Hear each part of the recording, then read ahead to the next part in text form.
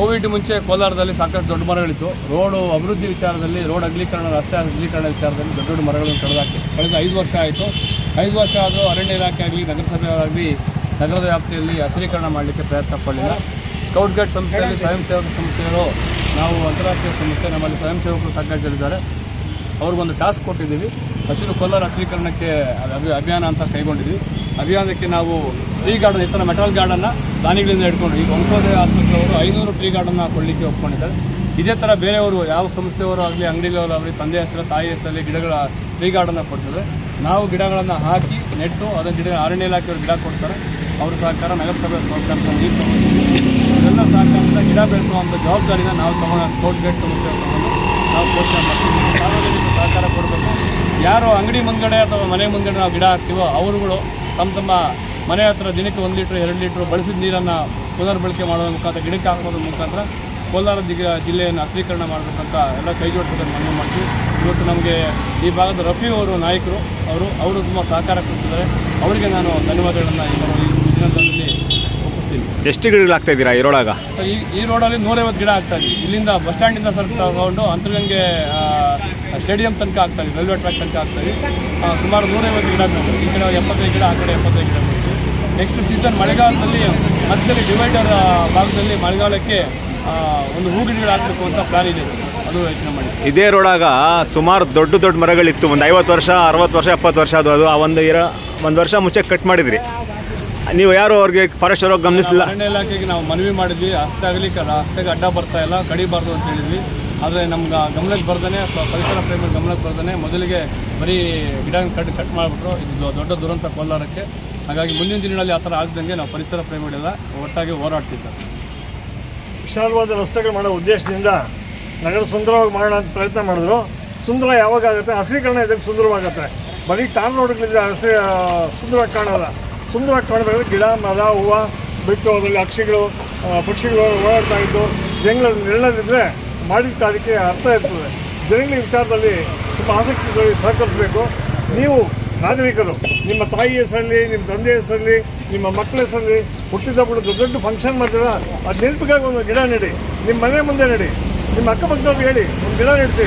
ನೀವು ಮಾಡೋ ಕಾರ್ಯ ಸತ್ಕಾರ್ಯ ಆಗುತ್ತೆ. ದೇವರು ನೀವು ಮೆಚ್ತಾರೆ. ನೀವು ನಾಗರಿಕರು ಒಳ್ಳೇದು ಮಾಡಿದಂಗೆ ಆಗುತ್ತೆ. ಧನ್ಯವಾದಗಳು. ಮತ್ತೊಂದು ದಿವಸ ಈ ಅಂದ್ರಗಂಗಿ ರಸ್ತೆಯಲ್ಲಿ ನಾವು ಗಿಡ ಹಾಕ್ಕೊಂಡು ಬರ್ತಾಯಿದ್ದೀವಿ. 1 ವರ್ಷ ಮುಂಚೆ ಈ ರೋಡ್ನಲ್ಲಿ ದೊಡ್ಡ ಗಿಡಗಳಿತ್ತು. ಆ ಗಿಡ ರೋಡ್ ಅಗಲ ಮಾಡೋಕ್ಕೆ, ರೋಡ್ ಕಟ್ಟ ಇದೆ ಅಂತೇಳಿ ಸಾಹೇಬರು ಆದೇಶ ಮಾಡಿಬಿಟ್ರು. ರೋಡ್ನಲ್ಲಿ ಮರ ಅಡ್ಡ ಇದೆ, ಇದು ತೆಗ್ಬಿಡಿ ಅಂತ. ನಾವು ಇದ್ದಿಲ್ಲ ಅವಾಗ. ಬಂದು ನೋಡ್ರೆ ಎಲ್ಲ ಮರ ಎಲ್ಲ ತೆಗ್ದಿದ್ರು. ನಾನು ಬಂದು ಗಲಾಟೆನ ಮಾಡಿಬಿಟ್ಟೆ. ಯಾಕಪ್ಪ ಇಷ್ಟು ದೊಡ್ಡ ಮರ, ಯಾರೋ ನಮ್ಮ ಪುಣ್ಯಾತ್ಮ ನಮ್ಮ ದೊಡ್ಡವ್ರು ಹಾಕ್ಬಿಟ್ಟು ಹೋಗಿದ್ರು, ನೀವು ಯಾಕಪ್ಪ ಇದು ತೆಗಿಯೋಕೆ ಹೋಗಿದ್ದು ಅಂತ ಹೇಳಿ ನಾನು ಗಲಾಟೆನ ಮಾಡಿಬಿಟ್ಟೆ. ಇಲ್ಲ ಸರ್, ಅಲ್ಲಿ ಬೆಲೆಯಿಂದ ನಮ್ಗೆ ಆರ್ಡ್ರ್ ಬಂದಿದೆ ಕಟ್ ಮಾಡೋಕ್ಕೆ, ನಾವು ಅದಕ್ಕೆ ಕಟ್ ಮಾಡ್ತಿದ್ದೀವಿ ಅಂತ ಹೇಳಿ. ಅದರಿಗೆ ನೋಡಿ, ಇವತ್ತೊಂದು ದಿವಸ ನಾವು ಇದು ಎಲ್ಲ ಗಿಡ ಸುಂದರವಾಗಿ ತೊಗೊಂಡು ಬಂದು ಇಲ್ಲಿ ಇಟ್ಬಿಟ್ಟು, ಇದು ಮೆಶ್ ಒಂದು ನಮ್ಮ ವಂಶೋದಯ ಹಾಸ್ಪಿಟಲ್ ಕಡೆಯಿಂದ 500 ಮೆಶ್ ಮಾಡಿ ಕೊಟ್ಟಿದ್ದಾರೆ. ಗಿಡ ಆದಮೇಲೆ ಯಾರು ಈ ಚಿಕ್ಕ ಮಕ್ಕಳು ಇರ್ತಾರಲ್ಲ, ಗಿಡಗೆ ಬಂದು ಎಲ್ದಿ ಮುರಿದಾಕ್ಬಿಡ್ತಾರೆ ಅಂತೇಳಿ, ಒಂದು ಸೇಫ್ಟಿ ಇರಲಿ ಅಂತೇಳಿ ಇದು ಮೆಶ್ ಮಾಡಿ ಹಾಕ್ತಾಯಿದ್ದಾರೆ. ಬರೋ ನಾವು ದಿನಗಳಲ್ಲಿ ಒಂದು ಫ್ಯೂಚರ್ನಲ್ಲಿ ಮಕ್ಕಳೆಲ್ಲ ಬರ್ತಾರಲ್ಲ, ಅದೆಲ್ಲ ನಾನು ಒಂದು ಮಾತು ಹೇಳೋಕ್ಕೆ ಇಷ್ಟಪಡ್ತೀನಿ.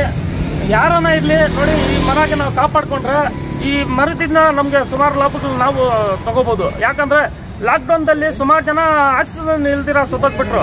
ಈ ಮರ ಇದ್ರೆ ಆಕ್ಸಿಜನ್ ನಮಗೆ ಫ್ರೀ ಬರ್ತದೆ. ಅದ್ರಿಗೆ ಈ ಮರ ಬೆಳೆಸ್ಕೊಳ್ಳೋಕ್ಕೆ ನಾವು ಇವತ್ತೊಂದು ದಿವಸ ನಮ್ಮ ಬಾಬುಗಳ ಸಹಕಾರದಿಂದ ಈ ಎಲ್ಲ ಎಕ್ಸ್ಪೋರ್ಟ್ ನಮ್ಮ ಟೀಮ್ ಎಲ್ಲ ಬಂದು ಇವತ್ತು ಇವ್ರ ಸಹಕಾರದಿಂದ ಈ ಮರ ಎಲ್ಲ ನಾವು ಇವತ್ತು ಹಾಕ್ತಾ ಇದ್ದೀರಿ.